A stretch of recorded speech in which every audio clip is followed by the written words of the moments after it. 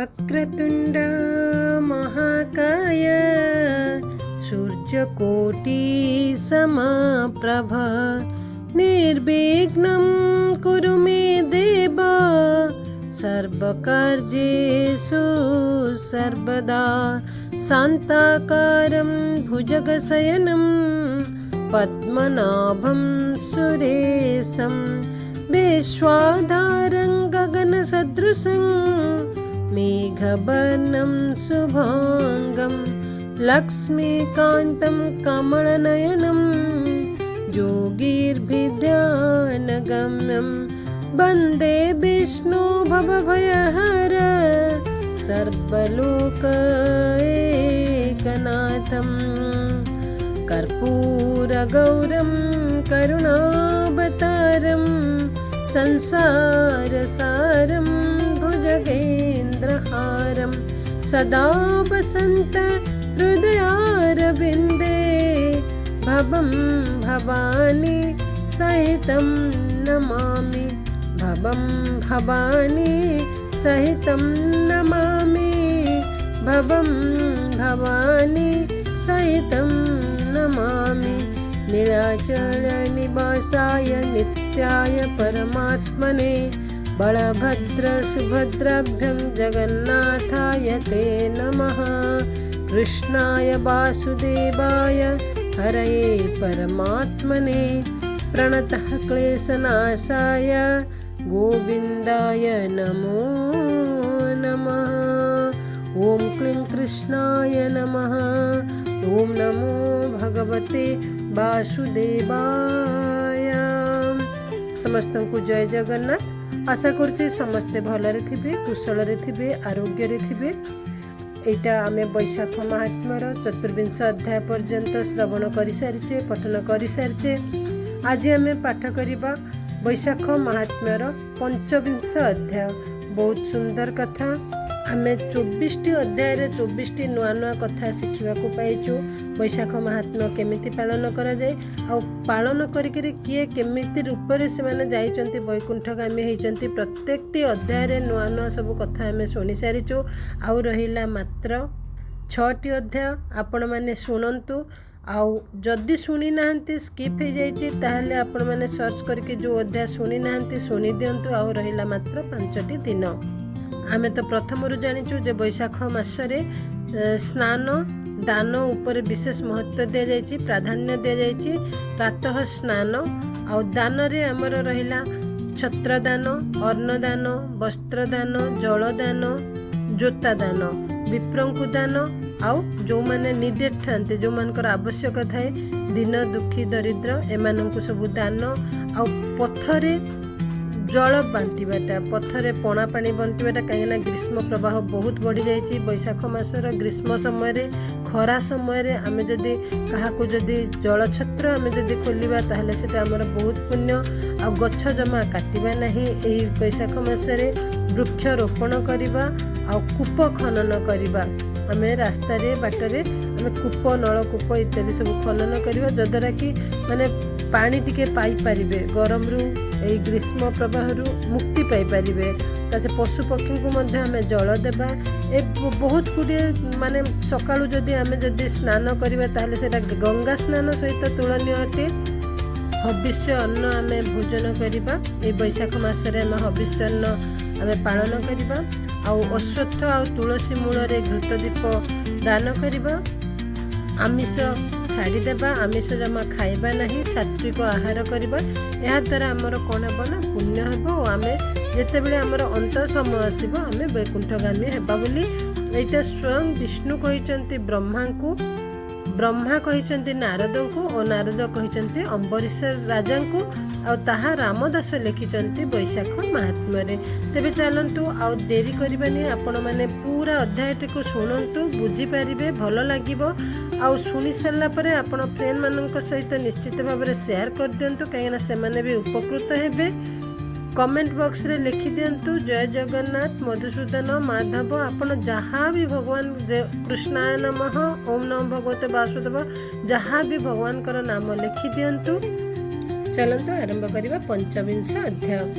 राजोवाच हेमंत सत्रित राजन सुतंकु पचारिले पुण कଳି जुगरे राजा माने पालिबे केवण विधाने एकथा मोर आगे कह शुणिन फिटु मो संदेह एमंते सुत देव कही शुण सत्रित नर साई कଳି रे जेते नृपवर अधर्म करिबे विचार प्रजामानंकु दंड देबे पापर फल को भुंजीबे तेणु करिबे अल्प भोग पापे लभिबे मृत्यु जोग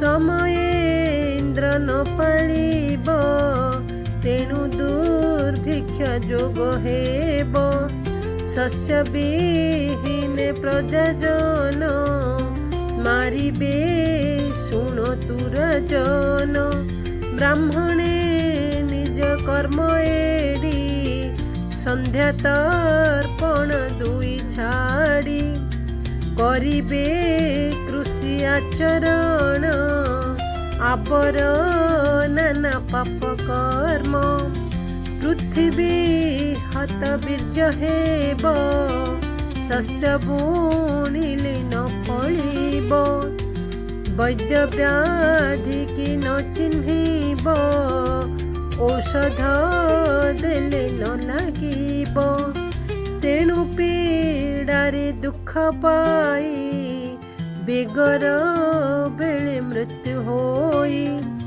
स्त्री स्वधर्म छाड़िबे पर पुरुषे रत हेबे पति मारिबे विष देई क्रोध करिबे माया बही होइली माई परे रत पुरुष होइबे बहुत विवाही भारी जा छाड़िबे घरु बाहर करिदेबे बहुए सासु बाल धरी मारिबे छिति बीति करी वृद्ध होइला पिता माता घरे न देबे तांकु भात गोरु को बुलाइबे हल तार होइथिब वृद्ध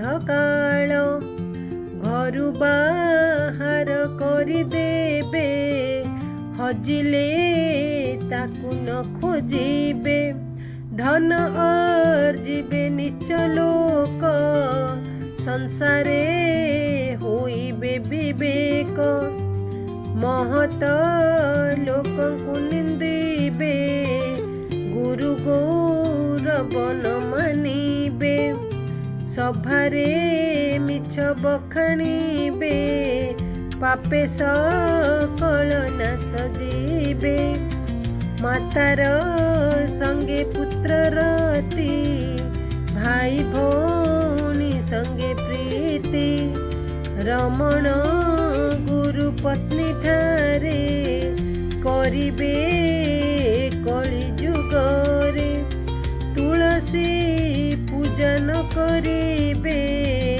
देवंकु अपूजा रखिबे विष्णु पुराण को निंदिबे आपणे सिद्ध बोलाइबे अतिथि करिबे निराश खंडिबे गुरु जल ग्रास विष्णु को पूजा न करिबे अश्वत्थ वृक्ष को छेदिबे एमंते नाना अपमान मातृहरण सुरापान होइबे विश्वासघातकी एमंत कଳି जुग रीति बलद निश्वास बारिबे हलदंड न ଛାଡ଼ି ଦେବେ। ମିଥ୍ୟା କହିଣ ନେବେ ଦିନ, ବାରିବେ ଯେହୁ ଦେବେ ଦାନ। ହତ୍ୟା ଦୋଷକୁ ନ ମାନିବେ, ବିଧବା ବ୍ରାହ୍ମଣୀ ହରିବେ। ଏକଳି ଯୁଗର ବ୍ୟବହାର, ଶୁଣ ସତ୍ରିତ ନୃପବର। ଏଥକୁ ବୈଶାଖ ଧର୍ମ, ଏ ପାପ କରଇ ଖଣ୍ଡନ। ବୈଶାଖେ ପ୍ରାତଃ ସ୍ନାନ କରି, ଗୋବିନ୍ଦ ମାଧବ ଉଚ୍ଚାରି।